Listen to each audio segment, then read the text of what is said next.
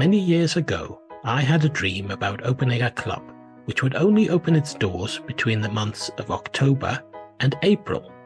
A warm, welcoming place with roaring log fires and cozy nooks where you could sit with your friends and chat about things that interest you.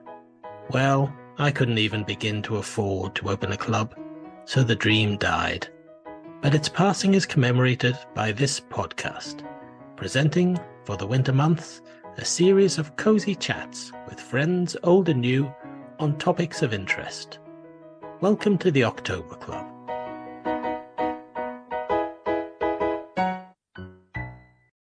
I've known my guest tonight for many years, and we regularly appear together on the Doctor Who podcast Time Ram, along with Rupert Booth.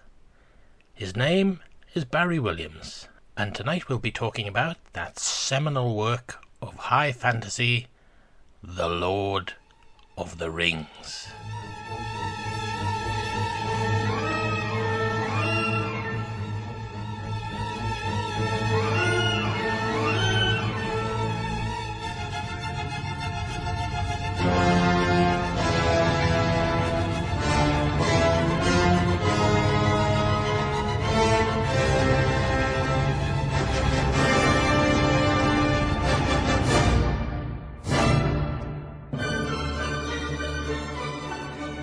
Hi Baz, welcome to the October Club.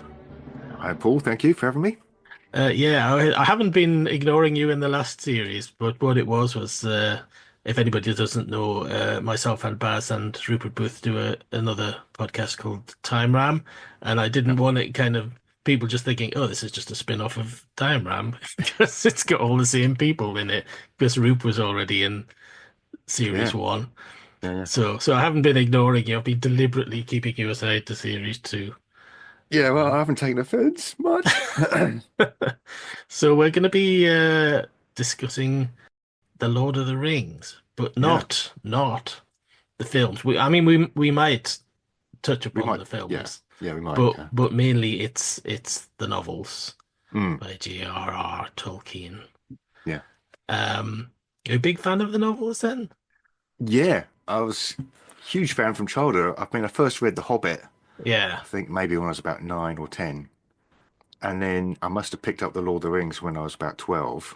yeah, And I did that thing that most people do, which I kind of read through most of the Fellowship of the Ring hmm and got about as far as the woods and Lorien. yeah, So you get the exciting sequence in the Mines of Moria, and then you get to Lorien, and it slows down an awful lot. And I kind of just gave up. yeah, yeah. But then I must have come back to it like a year later and started again and actually got to the end. So I've been a huge fan since then, really. Yeah, it seemed to be something that was very much, as I remember from being at school in the 70s and the 80s, it was something that was kind of in the air a lot Yeah, because a lot of teachers, sort of English teachers and people, had been at university in the 60s, and yeah, it had a huge sort of counterculture following, didn't they, in the 60s? yeah, And I think that's where you've got all these teachers that had kind of been hippies in the 60s that were kind of going, oh, you should read this, kids. It's great. yeah. It kind of exploded. I think it started on the American campuses in the 60s and they just Yeah. exploded from there. Yeah.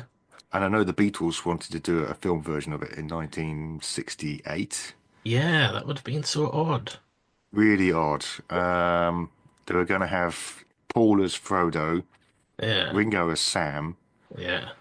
George was going to play Gandalf, and then Yeah. John was going to be Gollum, unbelievably. And they genuinely approached Tolkien to kind of Yeah. say, "Can we make this film?" And he was Yeah. absolutely not. No Yeah. way. I think I've heard he was very protective of it. He didn't want Disney getting their hands on it. He was very against that. Yeah, Um, yeah, yeah. yeah. He was a crusty old Oxford Don Yeah. um, in real life. I mean, he just was. And Yes. yeah, I mean, he hated all of that modern culture stuff. His interests were very much in kind of the old English mythology Yeah. Yeah. and Germanic mythology as well, and he across Northern Europe really. Yeah. Yeah, he kind of. I mean, obviously he was an etymologist, I think, or a linguist. Yeah. Yeah. He spoke about 12 languages, but they were Oh, mostly wow. kind of dead languages. Yeah. His favorite language was Finnish. All right. He's a big fan of Finnish. When he came across Finnish, he was like really into it. And that's the language of the High Elves. Quenya is based on Finnish, apparently. All right. And he also quite liked Welsh, you know. Yeah. So the Wood Elves speak Welsh. Yeah. Or at least a version of Welsh. Sindarin is a version of Welsh. It's an adapted version. It's based on it. Yes, that Yeah. was his thing. You know, he would have Yeah. hated the movies. He would have hated them. You know. Yeah. I mean, he was only kind of a part-time writer, really, wasn't he? And a full-time academic. Yeah, yeah, Academia was his job, and really writing was just a sort of hobby that he did. yeah. I mean, he was an Oxford Don along with other people like C.S. Lewis. Yeah. And they were, I think they were always interested in writing. Yeah. Tolkien first started writing at the, well, sort of mid to late half of the First World War, Yeah. when he came out of the trenches. And he formed a group called the Inklings at Oxford, all these All Oxford right. Dons. Yeah. And he was very into the Finnish mythology, which is called the Calavera. Yeah. This tells you a lot about them. He insisted on reading it to his friends in the evenings in the original Finnish because he said to appreciate it, they had to hear it in the original Finnish. Could any of them speak Finnish? I think they had to learn, oh, you know. Uh, But I mean, we're talking about men that were absolute geniuses, you know, they were yeah. so Yeah. clever. And then obviously him and C.S. Lewis bounced off each other and both, you know, did their own writing and stuff like that, you know. Yeah. Yeah. Because they were they had a kind of friendly rivalry, really, didn't they? Because Hmm. their books are they're coming from a similar place, but in another sense, they're completely different. There was a bit of a falling out. They started off, typically for them, they were going to write some science fiction. All right. This is, I think, in the 20s or 30s. Yeah. And they decided that nobody was writing the kind of fiction they wanted to read. Yeah. So they decided to produce their own. And Tolkien was going to do time travel. Yeah. C.S. Lewis was going to do space travel.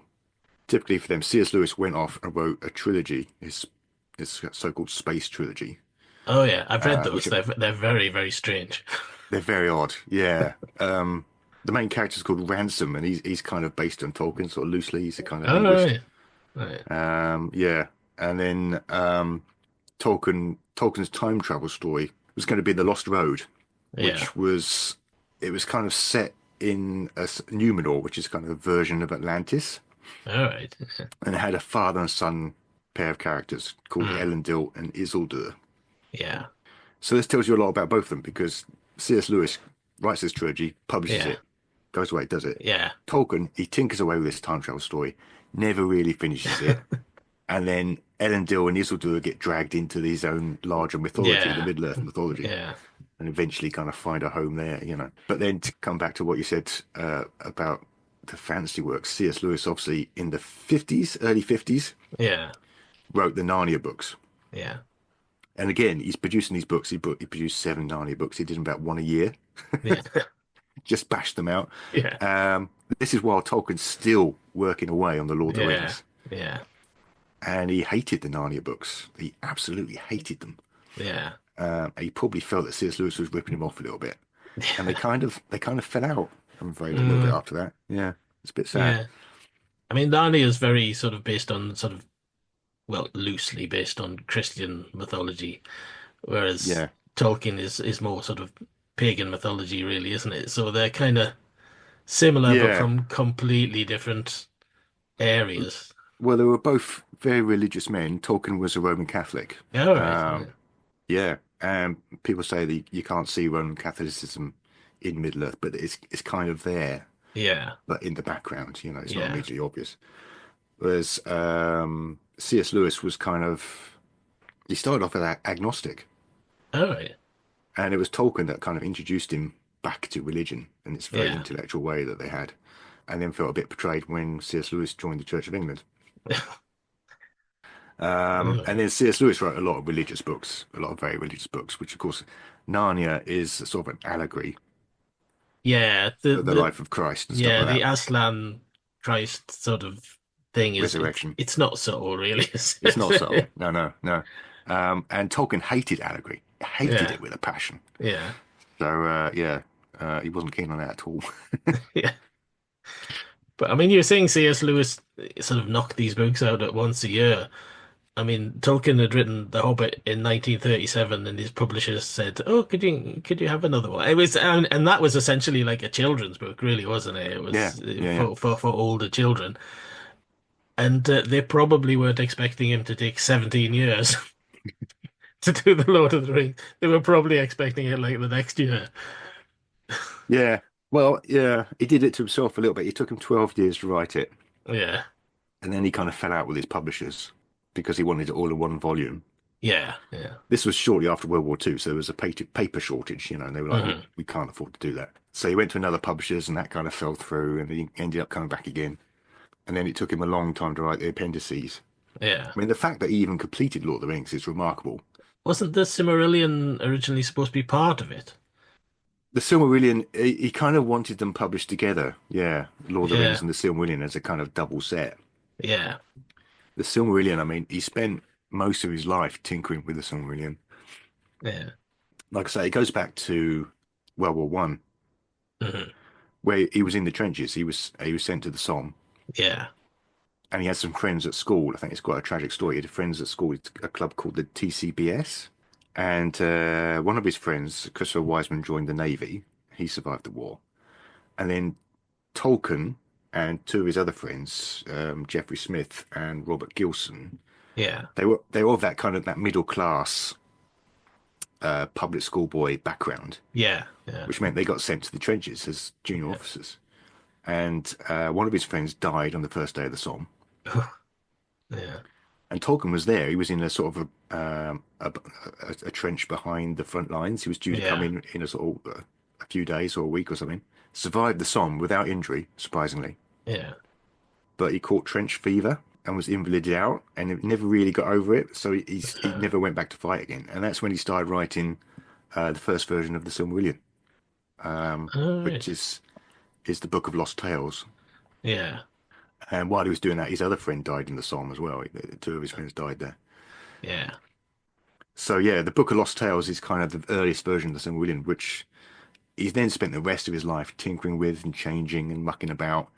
And even to the end of his life, he was considering massive changes to it, but he yeah, never finished it. He never finished it. The version that we've got, his son Christopher published after his death, yeah, and he just took his father's papers, found the most consistent version of the tales, and published yeah, that. It's not the latest version; it's just the most consistent, yeah. With everything internally else. consistent Yeah, version that he could do. yeah. It's interesting. The Lord of the Rings is always published now. All the versions you buy now are in the three volumes. I do Mm. remember it from being a kid, being in those book club things as one volume, as one kind of £1,000, 1,000 page volume, you know. Um, Yeah, you can get it and in one volume. Yeah, yeah, I'm sure I remember that from being a kid because you did a lot of I don't know if you remember those book clubs you used to get at school in the kind of the 80s. yeah, yeah. And they often had quite large books in them, you know, for kids, really. I mean, Richard Adams' Watership Down is a huge book, and they were Mm. always pushing that. They always had Watership Down in there. I Um, love Warship Down There. It's a great book. It's yeah, brilliant. it's I'm massive though surprised for a it's for a kid's book, isn't I'm surprised it's for kids. I mean, it? rabbits literally ripping flesh out of each other. Yeah, That was the 80s for yeah, the and 70s and 80s. that's big though as well, isn't it? That's about seven or 800 pages. It's a big Quite book. long. Yeah, Yeah. yeah, But yeah, yeah. I kind of remember Lord of the Rings being in those clubs and things and being one volume. But all the ones you see now are the three volumes. So. He considered it one book. He didn't like it being Yeah, split into three books. I do have a one volume version that came yeah, out a few years ago. There was quite a nice edition of it with some of the extra illustrations that he did for it. He illustrated some of the burnt pages that they find when they go to Moria. They find Balin's yeah. tomb. He illustrated some of the pages from that journal that they find. That's in there. Oh yeah, yeah. Because he did his own illustrations as well, He didn't he? did. So Yeah, he was quite a talented artist. Yeah. Yeah, but I mean, yeah, usually it's in the three volumes. Yeah, which as a kid I found a huge slog to get through three Yeah, volumes of this book. I mean, it's especially, I massive. mean, The Hobbit is quite slender, and Mm, then you think, oh, I'll read the next one, and the next one's huge. So, yeah, yeah. I mean, even The Hobbit's quite long for a kid's book, really, isn't it? I mean, well, it yeah, goes on. I'm It's a saying good it's 300 slender pages. compared to Lord of the Rings, but Yeah, yeah. then what isn't? I mean, Lord of the Rings, yeah, 500,000 words. It's a massive Yeah, undertaking. Yeah, yeah. yeah, I've read it through at least two or three times. yeah. I'm not like Christopher Lee, who apparently read it every year. I think it would take me best part of a year to read it again. I kind of read it years ago, and then when you said you were going to do this, I thought I should really read it again. And I Mm. thought I'm never going to get it read in time. I did read it again for this, yeah, and I really enjoyed it. All right, I wouldn't Yeah, have yeah, got it read. yeah, yeah, yeah. No, I've burned through it. Yeah, skimming some of the Songs. bits with it. Yeah, the bits where they're cooking mushrooms and stuff. Yeah, but it's still a good read, and it still sucks you in. Yeah, yeah, It's very much easier to read than the Silmarillion, which yeah. gets compared to the Old Testament. Yes, yeah. I think things like that that don't have a single narrative are difficult to read, aren't they? Because it's just sort of bits and pieces rather than Yeah. sort of Well, yeah. I mean, the Silmarillion condenses an entire mythology into one yeah, volume. It's a shorter volume than Lord of the Rings, but it's fucking difficult to read. yeah, I did read it after I read Lord of the Rings when I was a kid. yeah, Um, and then I think Christopher started releasing all kinds of extra volumes. You got Unfinished Tales, yeah, which has got all kinds of stories that didn't quite make it into the Silmarillion or sort of yeah, longer versions of them. yeah, Because the Silmarillion really condenses a lot of these stories. I think the three main ones are kind of Beren and Luthien, yeah, sort of elf and human that fall in love, and then you've got the Children of Hurin, yeah, which is about Turin, who's a tragic hero and a bit of an idiot, and then you've got Tuor and the Fall of Gondolin, and all of these, if you read them in the Silmarillion, they're very condensed. yeah, They're very much like, and then this happened, and then this, and then this, and then yeah, this, and it goes up for page after page after page. yeah. It's a tough read. Yeah. Yes, Tolkien was a bit like that. He loved telling stories at length and then yeah, at different lengths, So he'd do a condensed version and then he'd do a yeah, longer version and then he'd do it as poetry. yeah, And yeah, some of these stories, I mean, he tinkered with his whole life. yeah, I mean, Turin, the tragedy of Turin is that he marries his sister, yeah. and when he realizes, they both kill themselves. Oh, That's the story taken from the Calavera, from the Finnish mythology. yeah, Now, Tolkien didn't have any, he had a brother, he had no real experience of yeah, that kind of thing. So it's odd that kind of gripped his imagination. And, yeah, he spent the rest of his life rewriting that story. yeah. It's a an interesting thing that I mean, there are immense amounts of sort of high fantasy books now, Mm. and the language of them really is very developed via Tolkien, isn't it? I mean, Yeah, all these things, elves and orcs and what have you, are from mythology, but his work sort of crystallized them, didn't it? And how people see them now is very much through the prism of Lord of the Rings. it is. Yeah. I mean, his Yeah, ambition was to create an English mythology. He felt like the English didn't really have a mythology, apart from Beowulf. Beowulf was the yeah, only survivor. And but he succeeded beyond his wildest dreams. yeah, But as you say, I mean, before Tolkien, elves, fairies, gnomes, they're all kind of the same thing. They're all kind of sort of yeah. little people. Yeah, And this conception of elves as being tall, beautiful people with long ears, yeah, entirely Tolkien, yeah, and has spread through all kinds of fantasy fiction. yeah, And again, with orcs, you say the word orc appears once in Beowulf, yeah, and he adapted that for goblins, basically. They're just yeah, called goblins in The Hobbit. yeah, And that's stuck as well. I mean, like you say, it's everywhere now. It's, yeah, he created an entire culture. Yeah. yeah. It does kind of make you wonder if if he was still well, if he was still alive, he'd be incredibly old. But if he was still alive, he'd Yeah, be kind of going, "All these people are ripping me off." yeah. I'm sure that must have started during his lifetime. Yeah, he was Yeah, bemused by fame. He was just an Oxford Don who just got on with his life. He published these books, and yeah, then from the publication of Lord of the Rings, people started showing up on his doorstep virtually every day yeah, just to see him, yeah, just hang around. And he was baffled by it. You know, yeah, he was already quite elderly by that point. So, yeah.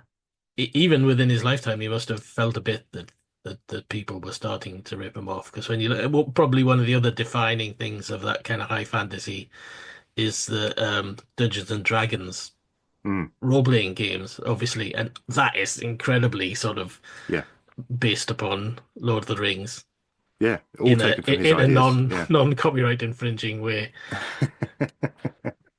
Yeah.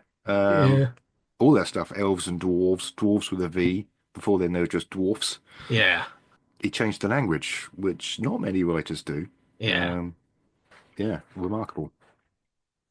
yeah. Like we were saying, the it was a big part of the counterculture in the 60s as well, wasn't it? And there's a Mm, lot of art and music and things comes up via Lord of the Rings. yeah, Um, yeah. some of it good, some of it not so Something not good. so good. Yeah, I'm looking at you, Ballad of Bilbo Baggins. Bilbo Baggins, only three people. Yeah. Yeah, but yeah, there seemed to be something in that that really appealed to the kind of the It sort of captured people's hippie mentality. imaginations. Yeah, yeah, Yeah, yeah. Well, the hippies, as you say, yeah. I don't know why, really. I don't yeah, understand. I mean, obviously, as you say, it was in the universities. People got into it. They thought it was cool. I mean, I was talking about the Beatles. Apparently, they got given Lord of the Rings to kind of read when they went off to see Maharishi in India, yeah, and they must have read that while they were over there, yeah, and immediately it captured their imagination. Yeah, yeah. It is odd though, because I mean, you can kind of understand Dune was huge with the cowboy culture, and you can kind of see that because it's sort of drug related, and yeah, you can kind of see how that would appeal to the hippies. But Lord of the yeah. Rings less so. You can't really see where that's coming from. I think on a certain level, it must be to do with the world building. I mean, Yeah, I'm a sucker for Dune and for Lord of the Rings and for yeah, all those epics. I mean, Game of Thrones. yeah, uh, Babylon 5, all yeah, those kind of epic stories that get told. And it's partly because they build a cohesive world, I think. yeah, And nobody does that better than Tolkien. He creates a world in Middle-earth, yeah, which is not a fantasy world. It's meant to be Europe, but in the yeah, deep and distant past. yeah, And it's really consistent. And if you read the appendices in the Lord of the Rings, it is like reading a really condensed history. yeah, You feel like I could write a textbook about this. yeah, Really go through what was going on. It feels like a real thing. And yeah, I think that must be a big part of the appeal, that people can really get deeply into the details and draw more stuff out, and yeah. it rewards that kind of attention to detail. Yeah, the funny thing is, it's what everybody's trying to do now, isn't it? With kind of Mm, extended universes and things. But yeah, they're almost always a lot less successful at it yeah, than yeah. something like Lord of the Rings. Um, Possibly because there's just too many people involved.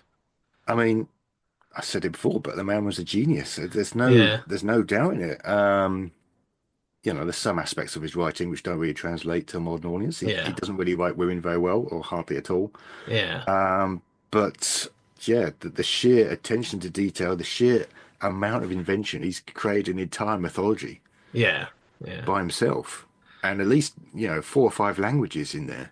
yeah, Like himself. I mean, the inspiration for him started with the language. He yeah, invented these languages, and he realized that the language needed a history because yeah, languages change over time and words come from different things. yeah, And the stories came from the language, but the amount of sub-creation, yeah, you know, there's a lot of stuff that's never been published because it was just about the philology, about the languages. yeah. I suppose it's easier when it's just yourself as well, isn't it? Than having, Mm, a lot of people telling you because you've got nobody saying, "Oh, this is wrong," and you're contradicting yourself here and anything. You're allowed to do that when it's just one person. yeah, he had a strange attitude towards it as well. He wasn't, if he came across a contradiction, Yeah, it wasn't like, oh, I've made a mistake. It was like, this is an interesting bit of the history. I must find out what happened. He yeah, treated it as if it was real. yeah. So he's telling it as if it's mythology. So if there Yeah. is a contradiction, I mean, mythology. Going off topic a little bit for a second, is full of contradiction, isn't it? If you Oh, look yeah. at, there's no one Arthurian mythology, No. there are literally dozens and dozens of them. So you can't, But I yeah, suppose you're treating it like that. Yeah. yeah. I mean, it's a different process. I mean, Arthurian mythology. I mean, it obviously started in the Middle Ages, but then different Yeah. people came along and did their version, and then Yeah. you got Mallory does Morte d'Arthur, and then Yeah. Cretin de Troyes. Yeah. Various people adding to it, so you just get this huge mass, which, Yeah. if you look at the whole thing, doesn't really add up or make No. a lot of sense. Um, so yeah, working by himself, Tolkien creates something that kind of goes somewhere. Yeah. And when Yeah. he's exploring another corner, it's a different corner of the same world. Yeah. I suppose it gives you the opportunity to do a mythology, but more cohesive than an actual mythology, which, like Yeah. as we've said, are all over the place. Well, that is the difference. I mean, like I said, you read the appendices, it is like reading history, but it's a Yeah. history that is consistent. Yeah. It doesn't contradict itself. With real history constantly contradicts itself Wow. because various people remember things differently. Yeah. Um, Lord of the Rings, I suppose, in that sense, people find it a safe world in the sense that it's all makes sense. Yeah. Um, to a large extent. Yeah. Did you ever read, have you ever read Bored of the Rings, the sort of I have, spoof by the Harvard Lampoon? I have, yeah, That's very yeah. good. I like Yeah, that. it's quite amusing. I mean, as a Dyed in the Wall Lord of the Rings fan, I was a little bit offended by it, but it is quite funny. They're quite good at, they did a Dune one as well called Dune. I don't know if you've ever read that. I've not read that one. No, But no. what they do, what they're quite good at doing is like really focusing in on the sort of the language of the way that author says certain Mm, things, and then just mm. like relentlessly ripping the piss out of it. It is, yeah. It is a bit of a rip-off, though, isn't it? It's kind of Yeah. it's taking someone else's success, Yes. doing it. I mean, we should do it, frankly. Do their Yes. stupid spoof version Yes. and knocking that out in the shops. Yeah. Make a few pounds. Yeah. Yeah. That was a huge hit, apparently, that Board of the Rings. It was like I'm not massive. surprised. I'm not But surprised. Yeah. yeah. Beyond the farthest reaches of the imagination and deep within the human heart. Here, in a time when the world was young, in what is known as the Third Age of Middle-earth, a tale is told of deeds and beings, a tale of a day when a great shadow will fall across the earth, and ancient sorcerers will lock in mortal combat with the phantoms of the night. Then will the raging War of the Rings draw the blood of heroes, and the final destiny of all mankind will be written. Then will mortal men with dwarf lords and elven princes come to stand together in a single noble army and thunder against all the hosts of darkness at the very gates of doom.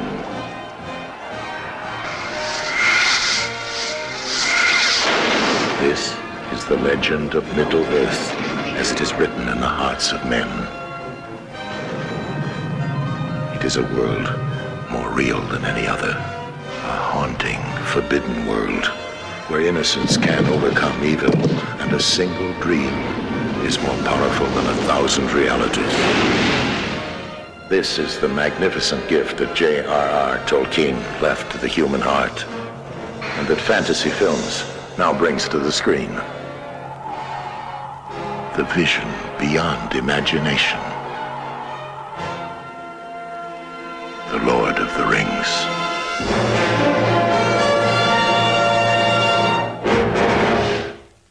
Yeah, we probably should touch up. We've touched upon the Beatles Mm, adapting it. We should touch upon some of the adaptations.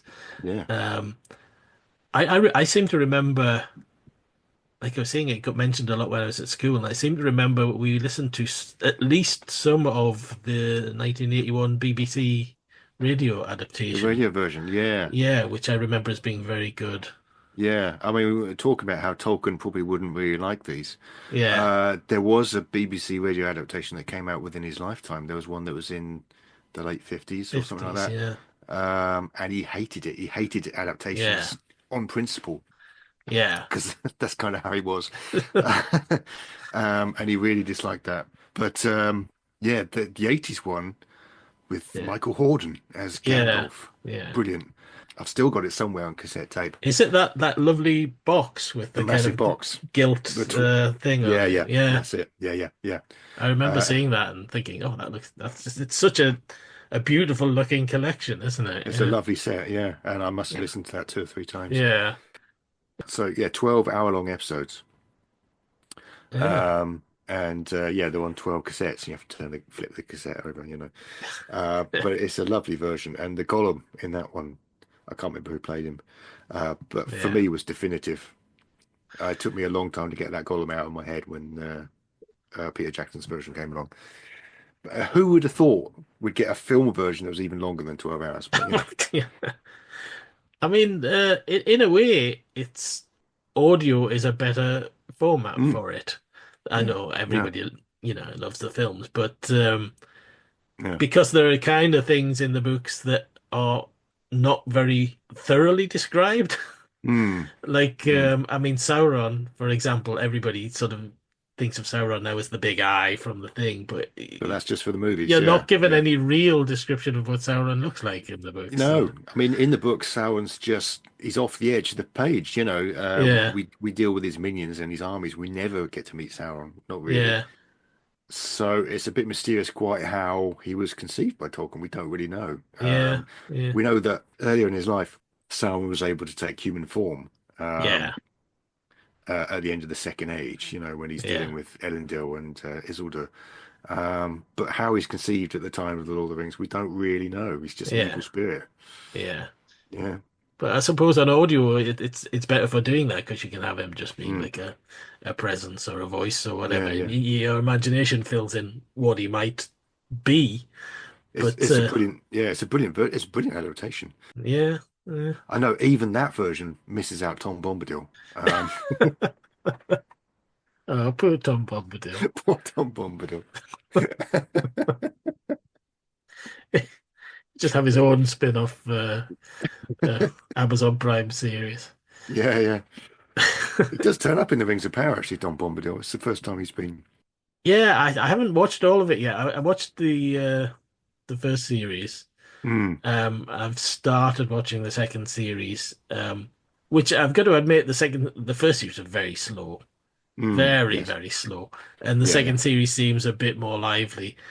It's Um, a definite improvement, yeah. I mean, yeah, still some things that clang. yeah, I think there's a moment where it really pissed people off. They talk about how Gandalf got his name, yeah, and I think it comes from Grand Elf or something.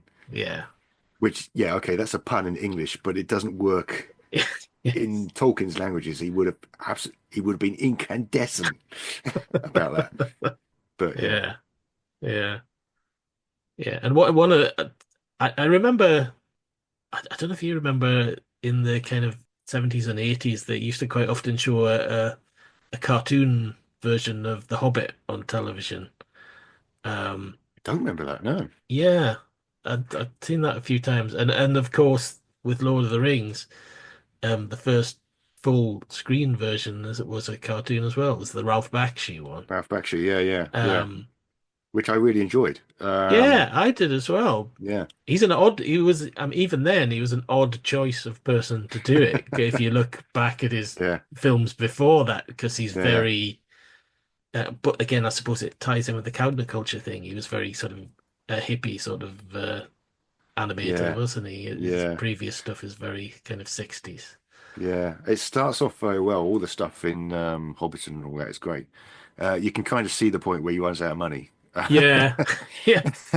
And it's clearly just rotoscoped around people riding horses, you know. Yes. Um, Yeah, there's a thing about the making of it on YouTube, which is worth mm, watching, um, where they're sort of seeing they're being very nice about it, and they're kind of saying he uses all these different animation techniques. He uses this technique where basically they filmed people.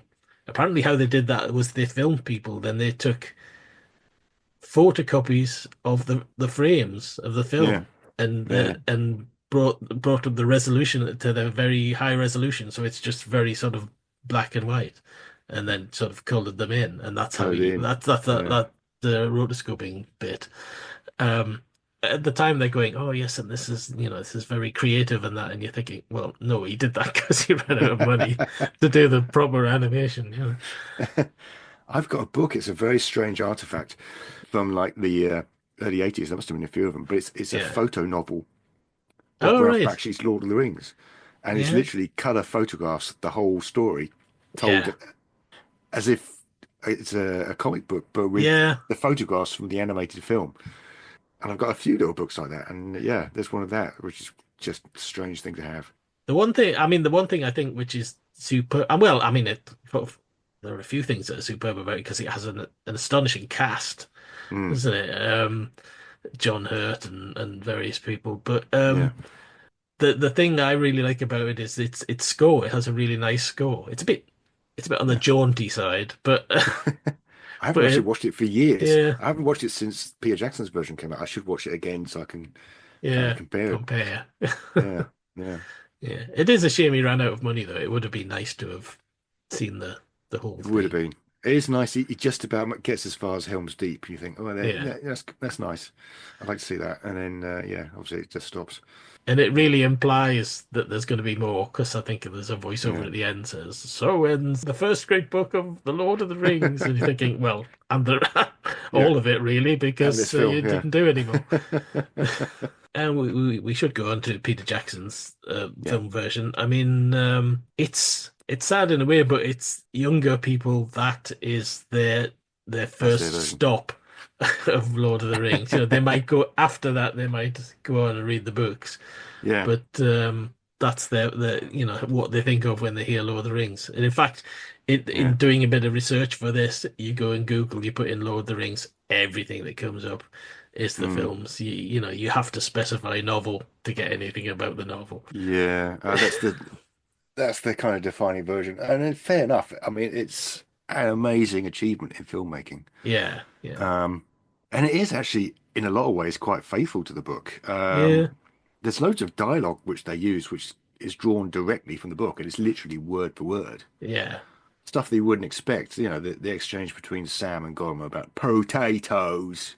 Yes, It's taken directly from the book. yeah, Yeah. So I mean, I like the films. As I've said, Tolkien would have hated them. A lot of his yes, family hated them. They refused to be associated with them. yeah. His son Christopher loathed them. All right. So yeah, modern action movies of his story he would not have appreciated, but Yeah, I think they do I think they are overdo. good. Yeah. Oh, Yeah, I really enjoy them. I think they yeah, overdo the battle scenes. They're a bit too much. Oh, look, we can do all this massive armies of orcs now, so we'll have this lasting about 20 minutes. You're thinking, no, you could really yeah. do this in 5 minutes. It is weird. In some parts, he does. The films actually expand on the book. It's weird. Yeah, I mean, he rows through Fellowship of the Ring, yeah, and the film version actually finishes about a chapter into the Two Towers. yeah, And then you get the Two Towers movie, and suddenly everything's massively expanded. yeah, They extend the story hugely, and then by the end of the Two Towers movie, you haven't reached the end of the Two Towers book. You've used, two-thirds, maybe a half of it. yeah, It's kind of, in some ways they do kind of improve on it, yeah, which is probably heresy to say, but I think this the stuff. I mean, in the book with the Battle of Helm's Deep, yeah, Eowyn and the women and children are left back in Edoras, yeah, and then the army marches out. Um, Irma's with the army; he's not been banished. Irma's with the rest of yeah, them, and then they all go and shelter in Helm's Deep, and then Sauron comes and attacks them there. yeah, And you think, well, strategically, you've left all your women and children undefended in Edoras. yeah, and all Saruman has to do is bottle you up in Helm's Deep, and you're Yeah. fucked. Yeah. There's no reason for him to come and attack them there. He can just put a couple of sentries and then go out and destroy the Westfold, the Eastfold, wherever he wants to do. Yeah. So So, yeah, yeah. so in the film they've changed that around. Eowyn comes with them. They're bringing Yeah. the women and children. There's a reason for them to go to Helm's Deep. Yeah. Um, obviously the battle with the Warg Riders doesn't happen in the book. That's not Yeah. there. There's a greater sense of jeopardy as you get into Helm's Deep. Yeah. Obviously the elves don't turn up in the book, but they've kind of got more army in the book. They're Yeah. kind of it's not quite as desperate. Yeah. And then the other difference with the book, obviously, is you don't have Irma's army to turn up and save them at the end. The end of the battle in the Yeah. book is they literally ride out into the orcs, and then Gandalf turns up basically by himself, Yeah. and that's enough to get the orcs to turn around and run back into the forest of trees that the Ents have sent, and they all get eaten or whatever happens to them in there. Yeah. So the logic in the film version is much better, and there's Yeah. there's more for Eowyn to do. She's still there. She hasn't Yeah. just disappeared. I So suppose, yeah, I suppose Peter Jackson knew that it was going to be analyzed and analyzed again, probably in a way that the book isn't. I yeah. think people allow books a little bit more I mean, free rein to yeah. The to, battle, to to leave loose ends. Yeah, yeah, the battle descriptions in the book are amazing. If you read yeah, the Siege of Minas Tirith, that is one of the most exciting things in a book that you can read. yeah, It's amazing. yeah, And to do that story on film and to do it justice yeah, is not easy. yeah, It's never going to be perfect. yeah, It's never going to be exactly the same, but yeah, they're good adaptations, I think. I yeah, don't really have a problem with them. Where I do have a problem is when they come back and do The Hobbit, yes, and that slim volume you described yes, gets expanded into another 9 hours. yeah. It doesn't need In, to be that long. Yeah. no, particularly if you watch the extended version of The Hobbit. The extended versions, my God, the battle in the third Hobbit film, you just get bored. I haven't watched I watched the extended versions of Lord of the Rings, Mm. which are extraordinary. It's even more extraordinary that there's even more material than what's in the extended ones. If they put everything in, they'd just be colossal. Yeah, yeah, Um, yeah. but I remember Christopher Lee complaining that isn't he cut entirely from the Two Towers, or he's only in for one little scene or something. He's in the Two Towers quite a lot. Oh no, Um, which one? they cut him from Return of the King. Yeah, that's it. Yeah, Yeah, but that's because they cut the scouring of the Shire, yeah, which obviously isn't in the film version, which is a kind of a little epilogue where Saruman turns up. He's lost his powers, but yeah. he's still got his voice, and he has a kind of he kind of sets the Shire up as a sort of a fascist state, All right. and then the hobbits kind of have to go in and basically persuade other hobbits not to be scared of him Yeah, and to start a rebellion and to kick him out. And that's when he gets killed. Tolkien absolutely understood the kind of situation we're facing now yeah, with fascists rising yeah, and leaders that we can't trust. yeah, And he saw that in his lifetime, obviously with Hitler and all that. yeah. He absolutely would have understood what we're going through now. Yeah. He was very prescient about it. I remember seeing an interview with Christopher Lee around the time of the Lord of the Rings, and they kind of say he was saying, "Oh, I really hope I'm alive to see the end of this and to see all these films done." Mm. And at around the same time, he was doing the Star Wars prequels, Oh yeah, and they yeah. said to him, "Oh, what about Star Wars?" And he's like, "Yeah, I'm not so bothered about it." I think he's right. Yeah, I'm not a huge Star Wars fan. The Star Wars world doesn't have that depth. It yeah, doesn't have that sub-creation that yeah, Tolkien brought to it. yeah. Characters in Star Wars can only ever talk about other characters in Star Wars. There's nothing happening off Yeah, screen, you know, and that's why they've struggled when they do the sequels. There's nothing to explore. There's no new stories to tell. It's a very shallow well that they've yeah. dug What? beneath now. Yeah, I mean, what gets me about it is that their idea of adding sort of depth to the universe seems to be to give every tiny little minor character a name Mm, and a planet and a background. So yeah, you'll see this online where somebody's talking about somebody that's in for like a split second in the cantina scene in Star Wars, yeah, and they'll mention him by name, and you're thinking, Why's he got a fucking name? He's in for like a split second. Why does that character need to have a Yeah, name? He doesn't need it, you know. yeah. I mean, no disrespect to anyone who's into Star Wars, each to their own. But yeah, Yes. it's never drawn me into. I've never been interested in those extra. Do you remember those toys that came out in the 80s? The little Yeah. figures, you know, Yeah, yeah. and there were like hundreds of them, weren't there? Yeah, yeah. I guess people who were into them maybe played their own games with them, maybe kind of built up a kind of mythology for themselves. But Yeah. it's not there in the original text, in my opinion. Yeah, yeah. Because a lot of them, the little figures, have names that were just basically that the people in the effects studios that were making the masks and things Mm, just said, "Oh, this mask is such and such." So they've got yeah, names like Prune Face and things like that, which obviously isn't the name of a character, but they've had to call the action figure that because that's the only reference that they that's have. all they've got. Yeah, I mean, it's the difference between, a man's passion. He wanted to create a mythology for the West, for Yeah. England, and a toy franchise. Wow. Yeah.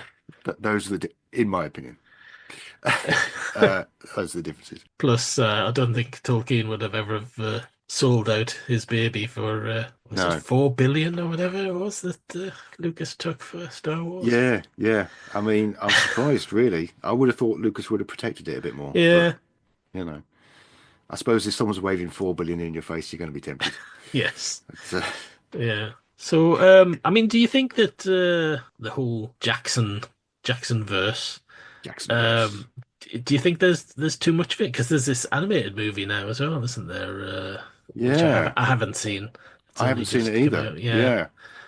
Yeah. It's turning into a franchise like all these other franchises, like Yeah. Star Wars, like Star Trek, and there is some danger in that. Yeah. Yeah. I mean, for myself, I guess the books will always be there. Yeah. I don't have to dip my toe into that if I don't want to. Yeah. I've quite enjoyed The Rings of Power. It feels like Yeah. fan fiction, Yeah. and if you treat it on the level of fan fiction, I think that's fine. Yeah.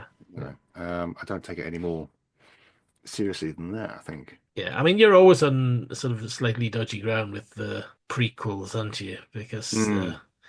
you're you're taking the story towards something that people already know. So they in it to an extent, they know where it's going. Plus, Um, with the Rings of Power is the story that they're telling is meant to take place over thousands of years. I mean, literally yeah. thousands of years. Yeah. So they've got Elendil and Isildur there at the same time that Celebrimbor's making the rings, and you're Yeah. like, these people are thousands of years apart. You've got the end of the story and the start of the story happening at the same time. Yeah. And that's a bit weird. But I mean, I understand it because that's filmmaking. I mean, Yeah. film versions of Lord of the Rings compress the story. The story takes place over at least 6 months, Yeah. and you can't tell a story in that length of time in a film. You got to compress events and Yeah. make it shift along. You can't show a day's worth of them just trekking through the through the wilderness. I'd be interesting to, I mean, we mentioned Dune before. It'd be interesting to see Mm, where they go with the films of that, because obviously with those novels, you've got the first two are kind of in a similar time frame, and yeah, yeah. then the third one a little bit Set much further later. on, and then it kind of Yeah, leaps forward thousands of years, doesn't it? And right. and then I've kind only of with Dune. I've only read the original novel. I've not even read Dune Messiah, so yeah, I don't quite know what happens in that. yeah, Which apparently he's doing next, isn't he? yeah, The second Dune film was a bit overlong and uneventful for me. yeah. They kind of perhaps because they've kept some stuff back for the next one, but I yeah, I don't anticipate that Dune Messiah will be less uneventful because there's not a lot happens in the novel. If they stick to the novel, right, okay, fair it's not enough. without reason that it's like about a third the size of all the other Dune novels. It's a bit like do you ever read Gormenghast? No, I've never read it. I remember seeing the TV version. Yeah, Yeah, yeah. Well, it's by Mervyn Peake. The first yeah, two yeah. novels are massive. You've got Uh, Titus Groan and Gormenghast, and they're huge, and that's what the TV is based on, the TV yeah, series. And then he released a third novel called Titus Alone, which is like a pamphlet. It's really thin, yeah, and literally nothing happens in it. You've got Titus on his own, yeah, a few bits and pieces. He comes back to Gormenghast, says, "Yeah," and goes away again. That is yeah, it. Uh, adds nothing. yeah. You got to wonder if that's like his publishers going, "Yeah, can we have another one?" I think he got a bit ill. Yeah, Um, Mervyn Peake died quite young. His yeah. wife did a fourth book. All right. which is quite fun. Again, it doesn't really advance the storyline. It was meant to be like 9 books or something, Yeah. but there's nothing else to happen Yeah. after the end of book two. That's a funny one. I mean, I guess the thing that all these things have in common is that they're clearly making it up as they go along. Yeah. It's like, oh, the publisher wants another book, right? I don't quite know what's going to happen now. Yeah. All right, you Yeah. know, Tolkien's advantage there was obviously they wanted a sequel to The Hobbit, Yeah. and he had all this mythology to draw on, which Yeah. kind of organically goes into it. Yeah. It's very noticeable if you're reading The Two Towers about halfway through. People stop talking in the vernacular, and you start getting a lot of these and thous. Yeah. And it suddenly goes a bit epic. And yeah, that's clearly, everything coming in at that point. Yeah. Um, I yeah. don't expect that his publishers had a great deal of sway over him. It was published by Unwin and Son, I think, which were Yeah. a very nice family-run business that were kind of very patient with him. Yeah. And all the way through, he was going, "Yeah, I'm about maybe 3 or 4 chapters from the end. This is at the end of the Fellowship of the Ring. He thinks he's Yeah. got 3 or 4 chapters to go." And it just kept on going and going and going. And eventually, Stanley Unwin run it. The guy's son was called Rayner Unwin, who Yeah. started off as a child. He read The Hobbit as a child Yeah. and said to his father, "Yeah, I think you should publish this." And they published it on his say so. Yeah. By the time Lord of the Rings comes out, he's an adult. He's taken over the business. Yeah. And again, he was kind of, it's going to be long, but yeah, all right. Yeah. So they just did it. Like I say, Tolkien, he was a genius. He was that kind of genius where he just did his own Yeah. thing. You couldn't direct him down a particular path. You got what you got. Yeah. There's no kind of real impression that he was doing it for the money, is there? It's kind No. of he probably wouldn't have actually cared if it hadn't got published because his Yeah. main thing was his academic pursuits. Yeah. I mean, Yeah. he was never a wealthy man. I mean, he was of that middle class background, but impoverished middle class. Yeah. I think Yeah. both of his grandfathers were made bankrupt. All right. So yeah, the money from the books made a very useful retirement package for him. Yeah. But I don't think they changed his life. Yeah. God knows how much money they've made for the family since. I've no idea. Huge Yeah. quantities, probably. Probably a lot more than he made. Yeah, yeah, yeah. It is funny, like you were saying about his family not liking the Mm, films. This does tend to happen a lot with sort of authors who's passed on that their families kind of kick up a fuss about film adaptations and all that. And, they're happy to take the money, mm. but They've been, then they'll kind yeah, of go, they've been quite protective. I think one of his grandsons, Simon yeah, Tolkien, was kind of involved. yeah, I think most of the rest of them stepped away from it. They weren't interested. Like I say, Christopher Tolkien, Tolkien's son, he was kind of Christopher had his own quite successful academic career, yeah, which he basically gave up to curate his father's works, and he released the History of Middle Earth, this kind of 9 volume thing that goes from the Book of Lost Tales right through to various drafts of Lord of the Rings. yeah, Um, he hated them. He yeah, died, I think, a couple of years ago, but he hated the films. yeah. So they kind of took the lead from him, really. He was the leader of the family at that point. I suppose with all these things where there's an adaptation of something that people aren't entirely happy with, Mm, you need to kind of look at how much worse it could have been.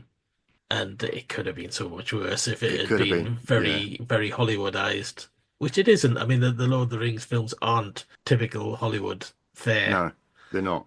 And they are actually quite faithful to the Yeah, source material, as I've said, even to the point where it kind of damages, I think, Return of the King as a film, in that yeah, people expect it to end with the crowning of Aragorn, and then it just carries on for another half an hour, 20 minutes. yeah, It's yeah, there's a story. Jack Nicholson came up to um, Elijah Wood after yeah, they'd been released, and he yeah, kind of goes in his Jack Nicholson way. So, do you die at the end of that film or what? And Elijah's going, well, it's a bit vague, I'm going off on the ship, and it's kind of, we're not quite sure. It's a sort of allegory. yeah. And Nicholson goes, I got no idea what you're talking about. I walked out before the end. I got so too many endings, man. Yeah. It just seems to go on forever, and you're just thinking, is it going to end anytime soon? There was more stuff filmed, but it didn't get used. Yeah, They left that bit. Yeah, this bit's long enough. Thanks. um, so I think the pacing actually probably works slightly better, to my mind, yeah, because it's yeah, slower for the rest of the film. yeah. I mean, you can get away with it because it's part of a trilogy. If Mm, it was just one, if you made one standalone film and had that longer ending to it, people would be kind of going, "What?" yeah.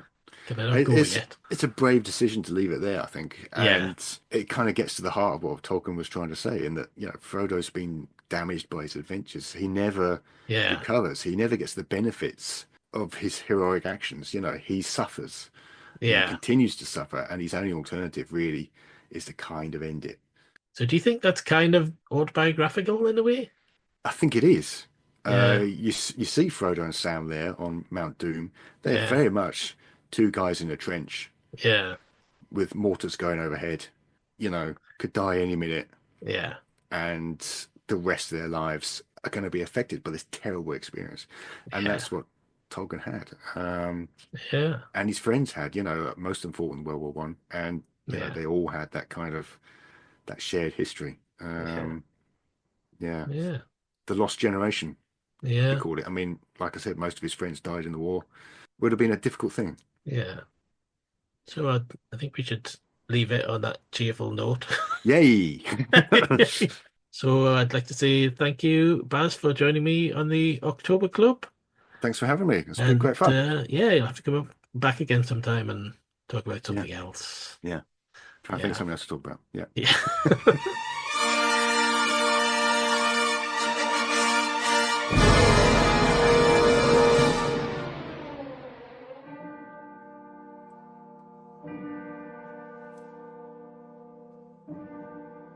That was The Lord of the Rings. I'd like to thank Baz again for joining me this evening.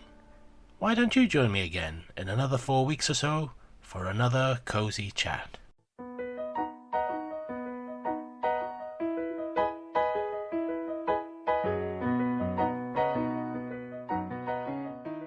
You have been listening to The October Club, presented by Paul Ferry with special guest star Barry Williams. The theme music was written by Peter Falconer, and the show was produced and edited by Paul Ferry.